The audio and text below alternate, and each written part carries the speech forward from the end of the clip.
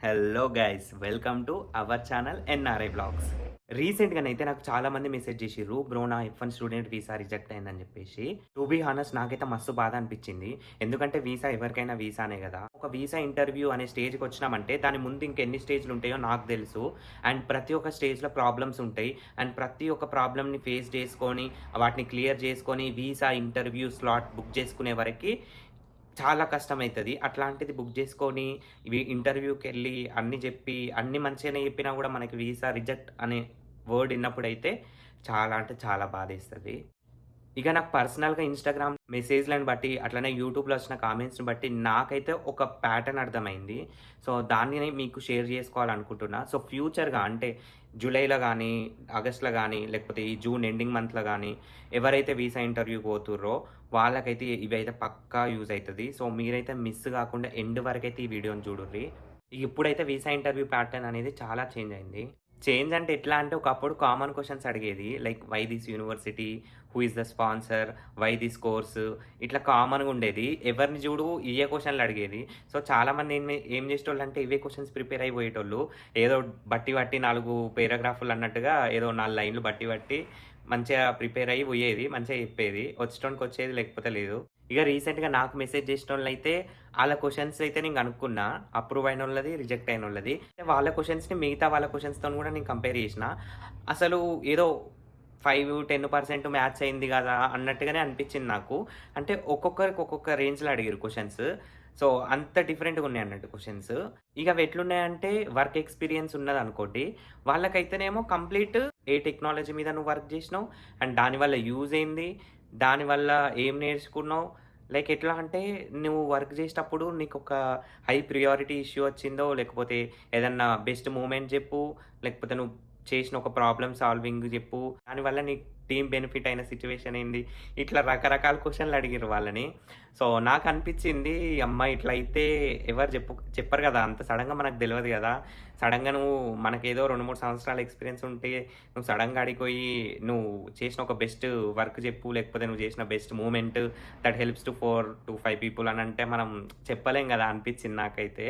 ఇక work experience ఒకటే గాదు. రీసెంట్‌గా గ్రాడ్ అయినోళ్ళని గూడా కొన్ని క్వెషన్స్ అడిగిర్రు. అవి గూడా నాకు ఇన్నప్పుడు కొంచెం షాకింగ్ అనిపించినాయి. అంటే అందరిని ఇవే అడుగుతారని నేను చెప్పట్లేదు గానీ, నాకు అంటే పర్సనల్‌గా మెసేజ్ చేసిన వాళ్ళకి ఒక ఇద్దరు, ముగ్గురికి అడిగిన సిట్యుయేషన్స్ ఉన్నాయి. సో, అందుకని జెప్పేసి నేను జెప్తున్నా. ఇగ వాళ్ళనేమి అడిగిర్రంటే, "నువ్వు ఈ ప్రాజెక్టే ఎందుకు జేసినావు? వేరేది జేయొచ్చు గదా!" అని అడిగిర్రంట. నాకైతే అనిపిచ్చింది ఆ సిట్యుయేషన్‌లో నేనుంటేనైతే ఏం జెప్పేటోడినో అని. సో, అది కొంచెం కష్టమైన క్వెషనే అనిపిచ్చింది. సో, గుర్తుపెట్టుకోండి. ఇది గూడా రీసెంట్‌గా గ్రాడ్ అయిన వాళ్ళని అడిగే ఛాన్స్ ఉంటది. సో, ఇట్లాంటి క్వెషన్ ఉంటదని గూడా గుర్తుపెట్టుకోండి. సో, ఆ ప్రాజెక్ట్ చేసినావు గదా! మరి దానిపైన టెక్నాలజీ పైన గూడా కొన్ని క్వెషన్స్ అడిగిర్రంట. ఈ టెక్నాలజీ వరల్డ్‌కి ఎట్లా ఉపయోగపడతది అది ఇది అని జెప్పేసి. నాకే ఎట్లనో ఉన్నది. మరీ ఇంత టఫ్ అయితే ఎట్లారా బాబు అని. సో, ఏం జేస్తాం. సో, వాళ్ళ బ్యాడ్ లక్ వాళ్ళని అడిగిర్రు. ఇక అదొక్కటనే గాదు. పర్సనల్ క్వెషన్స్ గూడా అడిగిర్రంట. లైక్ స్ట్రెంత్ ఏంది? వీక్‌నెస్ ఏంది? అండ్ యూఎస్‌లో నువ్వు ఆ యూనివర్సిటీ చదువుతున్నావు గదా! చదువుకుంటూ ఇంకేం జేయాలనుకుంటున్నావు? లైక్ సైడ్ హజిల్స్ ఏమన్నా ఉన్నాయా? అని జెప్పేసి ఇట్లా గూడా అడిగిర్రంట. సో, అవన్నీ గూడా ప్రిపేర్ అయ్యి పోండి. అంటే రీసెంట్‌గా గ్రాడ్ అయ్యేటోళ్ళు అంటే బీటెక్ ఇప్పుడిప్పుడే అయిపోతుంది గదా! ఫ్రెష్‌గా.